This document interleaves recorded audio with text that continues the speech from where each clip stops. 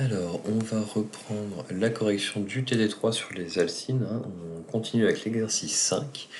Alors, sur votre TD, sur l'exercice 5, on vous demande de synthétiser 3 molécules N, O et P. Alors, en 2 étapes. On propose toujours une première étape. Donc, par exemple, sur la première réaction, vous avez du N-bully, puis de l'iodure de méthyle, CH3I, en présence de phénylacétylène, c'est votre molécule de départ, pour obtenir le composé N. Alors on va écrire ça, donc on est toujours dans le TD3, l'exercice 5, ici. Dans cet exercice, on vous parle donc le phénylacétylène, cycle 6, est mis en réaction avec, en première étape, dans un premier temps, du N-butyl-lithium. Voilà, ça c'est ce qu'on vous demande dans le TD, d'accord. Première étape, N-butyl-lithium.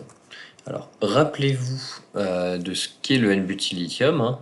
Pour rappel, ici, le N-butyl-lithium, c'est une base. C'est-à-dire que vous allez chercher des hydrogènes acides sur votre molécule de départ pour pouvoir arracher un hydrogène.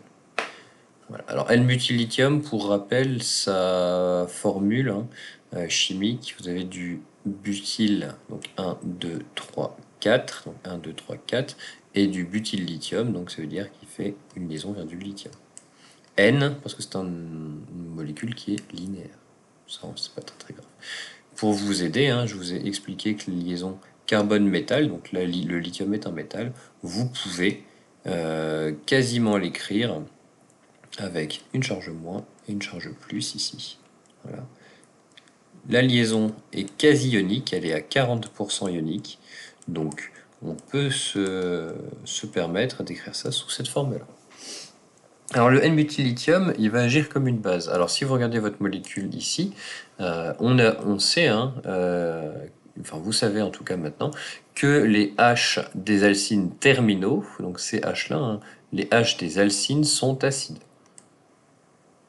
Voilà, donc ça c'est important. Le H ici est acide. Donc comme vous avez une base, vous allez avoir votre N-butyl-lithium qui va venir attaquer.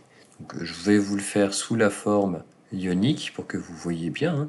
Donc N-butyl-lithium moins plus lithium. Vous avez votre charge moins ici qui va venir attaquer votre hydrogène.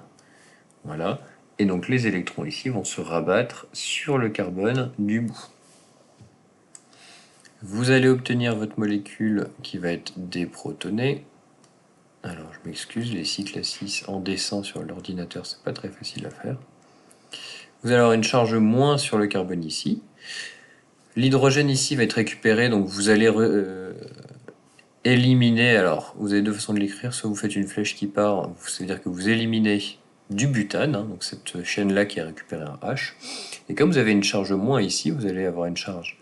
Le contre-ion, il y a toujours un contre-ion dans une réaction, le plus lithium ici. Donc là, c'est votre première étape, c'est juste une réaction acide-base où vous venez arracher un hydrogène. La deuxième étape de cette réaction, si vous regardez, c'est de le mettre en présence de CH3I. Alors CH3I, j'ai juste changé l'halogène, c'est comme toutes les réactions classiques avec du chlore, du brome, etc. C'est-à-dire qu'ici, votre charge moins, elle est plutôt nucléophile. Vous allez pouvoir faire une attaque de votre charge moins sur ce carbone-là et faire partir votre halogène. Voilà. Et quand vous regardez le résultat final, vous allez avoir votre cycle à 6, votre triple liaison, et maintenant, du coup, au bout, il y a un CH3, que je simplifie comme ça, on est en formule topologique, donc je n'ai pas besoin d'écrire CH3. Et vous allez avoir un sous-produit, donc du sel, du LiI. Voilà. Donc ça, c'est un sel, ce sera solide. Dans votre milieu, ce sera juste une filtration, et voilà. Donc vous avez votre produit, donc on vous demandait de l'identifier souvent. Je vous demande bien d'identifier donc le produit N, le produit final, après ces deux étapes. Donc celle-ci, c'était l'étape numéro 2. Donc ici, vous avez votre produit N. Dans le deuxième exemple, ici, on vous met la même molécule, le phénylacétylène, en présence de TMGBr. Alors on repart de la même chose, hein, on repart de votre phénylacétylène, donc le deuxième exemple, je vais faire un tableau blanc pour avoir de la place. Votre phénylacétylène, voilà, ici, en présence, lors de la première étape, 1 2T MGBR. Alors, si vous faites attention à ça, alors ET c'est pour éthyle, hein, donc c'est 2 carbones par ici. Alors ET-MGBR, on l'a vu en cours, en tout cas la partie MGBR, c'est ce qu'on appelle un organomagnésium.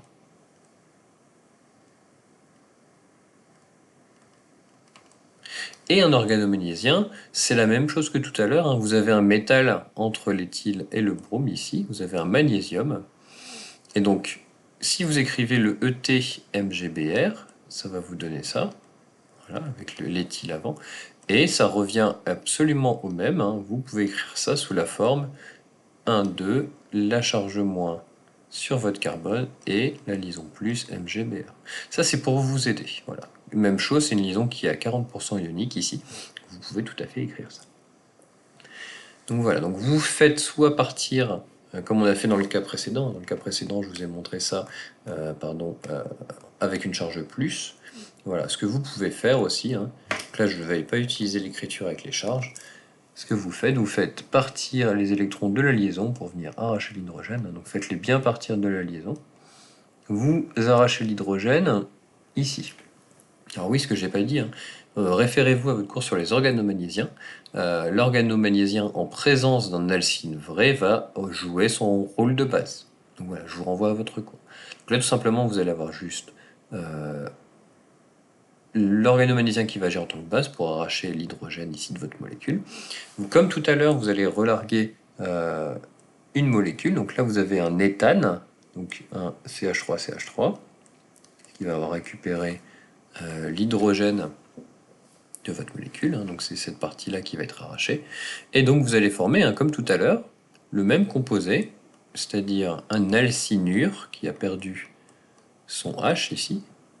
Donc la charge au moins est bien sur le carbone de l'alcyne, hein, je vous rappelle.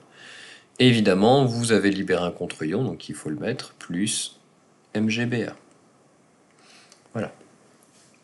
Ça, c'était la première étape qu'on vous demandait dans le TD. La deuxième étape, on vous demande d'ajouter BUBR. Alors, n'ayez pas peur quand vous tombez sur des molécules comme ça. Hein. BUBR, si vous réfléchissez, BU, c'est butyl, donc 1, 2, 3, 4, et BR, un brome.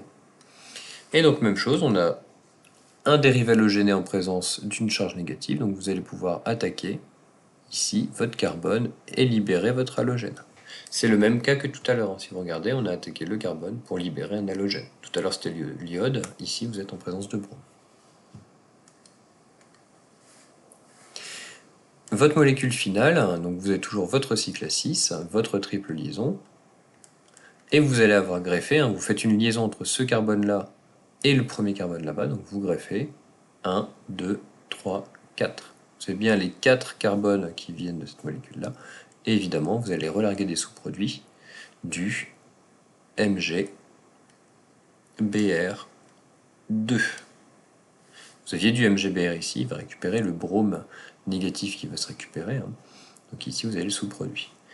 Donc tout à l'heure, on avait le produit O, N peut-être. Voilà, donc là, on a bien notre produit O après les deux étapes. Donc, le produit O, c'est celui-là.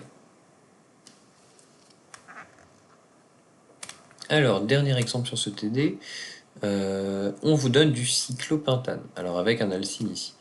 Alors, sur le TD, j'ai fait exprès, alors je vais vous l'écrire d'abord, sur ce TD, j'ai fait exprès de vous bousculer un petit peu, on va dire, c'est-à-dire que si vous regardez cet alcyne-là, je l'ai représenté comme ça dans le TD. Tout à l'heure, je vous ai représenté l'alcyne avec le H. Voilà. C'est juste pour vous dire que normalement, en topologique, un alcyne se représente sans le H en bout ici. Alors évidemment, il y est, il est présent ce H. Donc vous avez, si vous voulez, hein, ça peut vous aider, vous pouvez écrire le H qui est ici. Donc dans les conditions énoncées ici, c'est pas ça que je veux, voilà. Dans les conditions ici, on vous met encore une fois en présence de N-butyl-lithium, donc c'est toujours une base, hein, et du 2-bromobutane. Alors la première étape, on vient de la faire, c'est facile. C'est-à-dire que vous mettez en première étape du N-butyl-lithium. Donc ça, c'est votre base. Donc, ça veut dire que vous allez venir arracher ici le H au début. Vous allez relarguer du butane. Hein. Je vous rappelle, c'est la même chose qu'ici, au tout début, là. Le premier exemple, vous allez avoir du bulli qui va attaquer le H et relarguer du propane. Je vous renvoie quelques minutes avant dans la vidéo. Le contre-ion, c'est le lithium. Et donc, en deuxième étape, on vous dit que vous utilisez du 2-bromobutane. Voilà. Ça veut dire que vous écrivez du butane. 1, 2, 3, 4. Et en 2, vous avez du bromo. Voilà. Je manque un petit peu de place. Même chose ici, vous êtes en présence d'un dérivé halogéné, donc vous allez avoir une attaque de votre charge négative sur le carbone qui porte l'halogène. Et vous allez libérer ici votre bromo. La molécule finale, faites attention en l'écrivant, ne faites pas d'erreur. Hein. Une fois qu'on en est arrivé là, ce serait dommage de faire juste une erreur de recopiage, on va dire. La charge moins, elle crée bien une liaison entre le carbone ici et ce carbone ici. Donc ça veut dire que vous venez ici, ce carbone ici que je vais écrire, c'est bien ce carbone ici, là. Donc en fait, vous avez bien deux carbones ici et un carbone ici. Alors pour la redessiner un petit peu plus proprement en dessous, hein, votre molécule ici, ça devrait vous donner quelque chose comme ça, à peu près. Voilà. Et donc ça,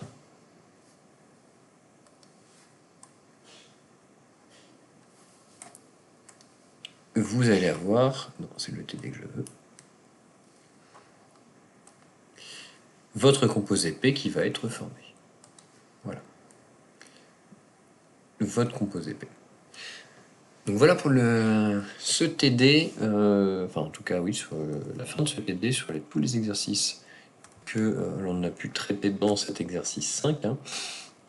Donc si vous avez des questions, même chose, n'hésitez pas, mail, ruche, ce que vous voulez, posez-les-moi.